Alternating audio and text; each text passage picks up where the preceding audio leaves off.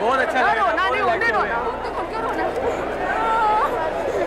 दिसंबर 24, 1999 शाम 5 बजे Indian airline की फ्लाइट IC-81 काठमांडू से न्यू दिल्ली के लिए उड़ान भरती है। काठमांडू से इंदिरा गांधी एयरपोर्ट का सफर मोटा मोटी 1 घंटा 45 मिनट का होना था। IC-81 एक एयरबस 300 प्लेन था जिसकी सीटिंग कैपेसिटी 220 से लेकर 260 पैसेंजर्स तक हो सकती है, लेकिन 24 दिसंबर वाले दिन IC-81 को सिर्फ 190 लोगों ने ऑनबोर्ड किया था, जिसके अंदर 179 पैसेंजर्स थे और 11 क्रू मेंबर्स। शाम 5:30 बजे flight IC-81 Indian air space में एंटर करती है। तभी एकदम से 5 लोग फ्लाइट में खड़े होते हैं और चिल्लम चीखी शुरू कर देते हैं और बाकी पैसेंजर्स को मारने लगते हैं। असल में 5 टेररिस्ट थे जो AK-47 से लैस थे और इन्होंने प्लेन को हाईजैक कर लिया था।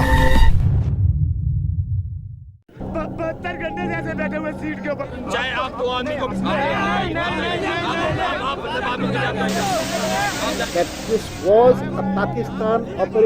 शाम 5:30 बजे प्लेन हाईजैक हो जाता है और 2 टेररिस्ट जाके कॉकपिट को घेर लेते हैं। बाकी जो 3 टेररिस्ट होते हैं वो पैसेंजर्स को काबू में रखने का काम कर रहे थे। 37 साल के कैप्टन देवी शरण सिंह टेररिस्ट के कहने पे इंदिरा गांधी एयरपोर्ट पे फ्लाइट को लैंड नहीं कराते। टेररिस्ट के ऑर्डर दे कि इंदिरा गांधी एयरपोर्ट पे फ्लाइट लैंड नहीं है और फ्लाइट को वेस्ट की तरफ उड़ाया जाए। फ्लाइट IC-81 वेस्ट की तरफ अपनी जर्नी कंटिन्यू करती है और करीबन शाम के 6 बजे फ्लाइट AC-81 का ATC से कॉन्टैक्ट बैठता है। ATC के सामने टेररिस्ट अपनी पहली डिमांड ये रखते कि फ्लाइट को लाहौर में लैंड कराया जाए। फ्लाइट वेस्ट की तरफ ट्रैवल कर ही रही होती है जब प्लेन का फ्यूल खत्म होना शुरू हो जाता है। कैप्टन देवी चरण इंसिस्ट करते टेररिस्ट से कि वो फ्लाइट को बीच में लैंड करा दे। कैप्टन देवी शरण के बहुत समझाने के बाद टेररिस्ट एग्री कर जाते हैं और फ्लाइट को अमृतसर एयरपोर्ट पे लैंड करा दिया जाता है। यहाँ पे शाम के 6:10 बज जाते हैं और जो फ्लाइट होती है इंडियन सॉइल पे लैंड कर जाती है। दूसरी तरफ पंजाब पुलिस के सरबजीत सिंह को टीवी देखते हाईजैकिंग का पूरा सीन समझ आता है। या दूसरी तरफ आनंद फानन में दिल्ली में क्राइसिस मैनेजमेंट ग्रुप बनाया जाता है जिसका पूरा काम होता है नेगोशिएशंस को हैंडल करने का। In constant touch with the negotiating team.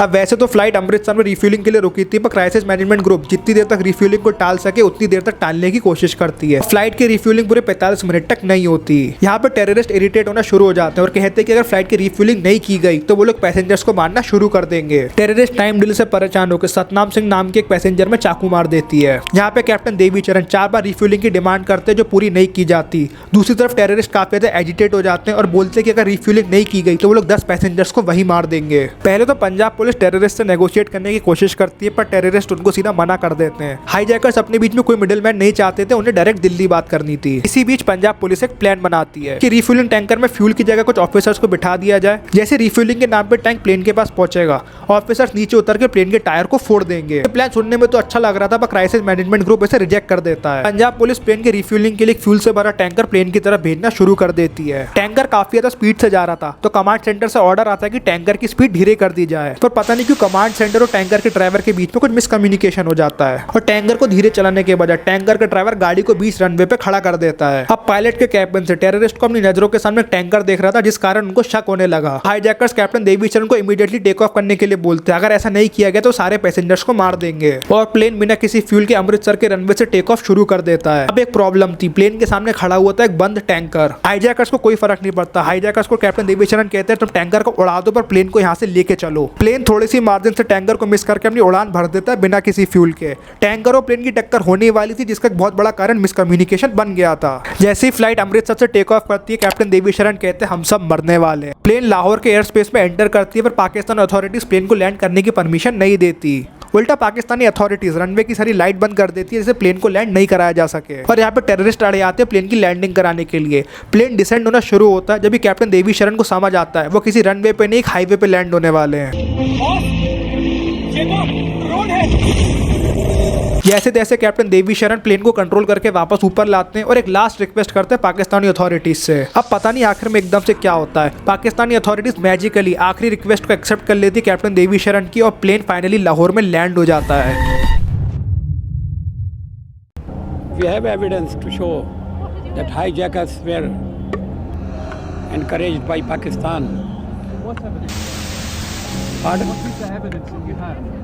We will जैसे ही प्लेन लैंड होता है पाकिस्तानी आर्मी ऑफिशियल्स प्लेन को चारों ओर से घेर लेते हैं और रनवे की लाइट बंद कर देते हैं। ऐसा इसलिए किया जाता है कि जैसे प्लेन वापस टेक ऑफ ना कर पाए। पता नहीं क्यों लाहौर में लैंड होने के बाद प्लेन की रिफ्यूलिंग कर दी जाती है। जी पार्थसारथी को इस्लामाबाद से लाहौर लाने के लिए हेलीकॉप्टर अरेंज करवाया जाना था, पर पता नहीं क्यों जी पार्थसारथी का हेलीकॉप्टर उनके पास 3 घंटे लेट पहुंचता है और ये जो 3 घंटे का डिले होता है काफी होता है। इतनी देर में प्लेन वापस टेक ऑफ कर जाता है। अब सोचने वाली बात तो है कि आर्मी ऑफिशियल्स ने प्लेन को घेर के रखा था, रनवे की सारी लाइटें बंद थी, जब भी प्लेन कैसे टेक ऑफ कर जाता है। प्लेन जैसे लाहौर से टेक ऑफ करता है उसको ओमान के लिए मोड़ दिया जाता है। प्लेन कुछ टाइम तक ओमान में रहता है, उसके बाद अल मीनार एयरबेस दुबई में लैंड करता है। प्लेन कुछ देर तक दुबई में खड़ा रहता है, कुछ नेगोशिएशंस होती है और कुछ देर बाद 27 पैसेंजर्स को छोड़ दिया जाता है। 27 पैसेंजर्स के साथ रूपेन काटियान नाम के एक आदमी की डेड बॉडी को भी दुबई में रिलीज किया जाता है। इस हाईजैकिंग के कुछ टाइम पहले रूपेन की शादी हुई थी, वो अपने हनीमून के लिए नेपाल निकला था। रूपेन को बीच फ्लाइट में स्टैब कर दिया गया था और दुबई पहुंचने से पहले उसकी डेथ हो गई थी। यहाँ दुबई अथॉरिटीज अपने लैंड पे इंडियन आर्मी को कोई भी ऑपरेशन करने की परमिशन नहीं देती।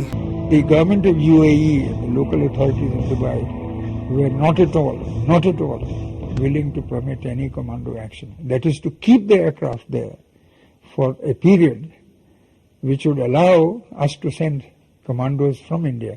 जो 27 लोग दुबई में उतरे थे उन लोगों ने कुछ इंपॉर्टेंट इंटेल देना चालू कर दिया था जो प्लेन के अंदर चीजें चल रही थी। उन 27 लोगों ने बताया था कि प्लेन में 5 लोग हैं जिनका कोड नेम है चीफ, डॉक्टर, बर्गर, शंकर और भोले, और प्लेन में मेल और फीमेल पैसेंजर्स को अलग अलग बिठा दिए गए और सबकी आंखों पे काली पट्टी बांध दी गई है। कुछ देर तक प्लेन दुबई में खड़ा होता है और 150 पैसेंजर्स के साथ अपनी आखिरी उड़ान भरता है कांधार एयरपोर्ट के लिए। उस टाइम पे अफगानिस्तान में तालिबान का रूल रहता है और इंडिया ने उस टाइम की तालिबान की गवर्नमेंट को रिकॉग्नाइज नहीं किया था। और पता नहीं क्यों एकदम से तालिबानी अथॉरिटीज कांधार के एयरपोर्ट पे प्लेन को लैंड करने की परमिशन दे देती है। उल्टा तालिबान की गवर्नमेंट खुद से आगे आती है, बोलती है कि हाईजैकर्स और इंडियन गवर्नमेंट के बीच में वो मीडिएटर का काम करेगी। तालिबान का इतना फ्रेंडली नेचर देख के इंडियन गवर्नमेंट को शक होना शुरू हो जाता है। टेररिस्ट को $200 मिलियन चाहिए थे, अगर आज की डेट के हिसाब से पकड़े तो 1650 करोड़ डॉलर होता है। साथ ही साथ हाईजैकर्स चाहते थे कि 36 टेररिस्ट को रिलीज कर दिया जाए। एक तरफ तो टेररिस्ट अपनी डिमांड रखते हैं, दूसरी तरफ पीएमओ ऑफिस और क्राइसिस मैनेजमेंट ग्रुप की जहाँ पे मीटिंग चल रही थी उन सारे ऑफिसर्स को पैसेंजर्स के रिलेटिव्स घेरना शुरू कर देते हैं।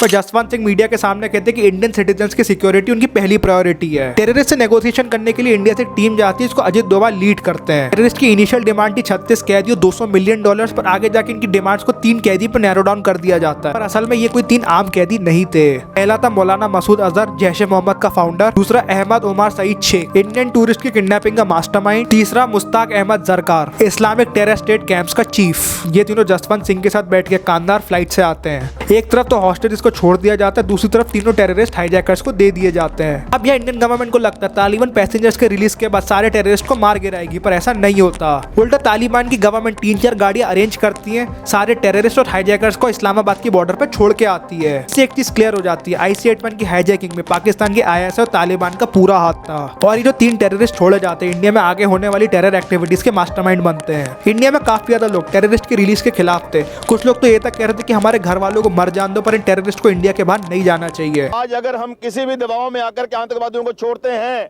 तो आतंकवादियों का हौसला बढ़ जाएगा। आज एक हाईजैक हुआ है, कल को और होंगे। फ्लाइट IC-81 की हाईजैकिंग का सीन मोटा मोटी 1 हफ्ता चलता है। काफी लोग अपने घर सही सलामत पहुंच जाते हैं, बस एक आदमी नहीं पहुंच पाता। ये था फ्लाइट IC-81 से रिलेटेड पूरा सीन। अगर तुम लोगों के पास भी कोई वीडियो का आइडिया तो मेरे को इंस्टाग्राम में मैसेज करके बता देना। इंस्टाग्राम का लिंक तुम्हें कमेंट सेक्शन में पिन दिख जाएगा।